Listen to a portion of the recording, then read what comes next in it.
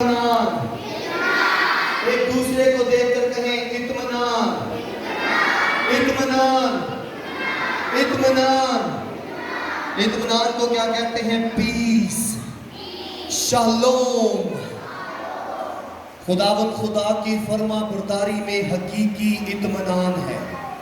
آپ کو یاد ہے ایک بزرگ تھا جو تقریباً 75 سال کا تھا، اس کے اولاد نہیں ہو سکتی تھی، اس کی بیوی کو اس کی پڑوسنے اور جتنی نوکرانیاں تھی وہ سب بہت سے لامے یا تانے میرے دیتی تھی میری طرف، اور اس کے اولاد نہیں تھے۔ وہ اسے کہتے تھے تیرے پاس تو سب کچھ ہے لیکن اولاد نہیں۔ خداوند خدا آتا ہے اور آ کر سارہ کو کہتا ہے کہ آنے والے سال میں تیرے بیٹا ہوگا، اور جب بیٹا ہوتا ہے تو خدا تقریباً 14-15 سال بعد اس بیٹے کے باپ کو کیا کہتا ہے؟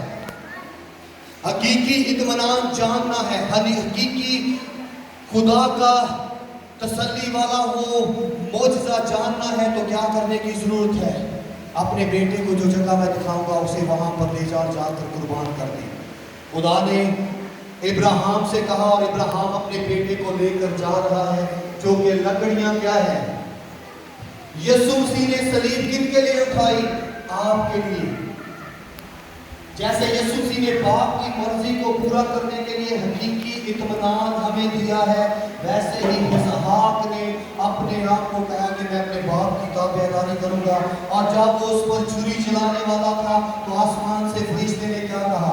ابراہیم، ابراہیم، ابراہیم۔ اپنے ہاتھ کو بیٹے پر نہ چلا، اور وہاں پر جھاڑنے میں کیا تھا؟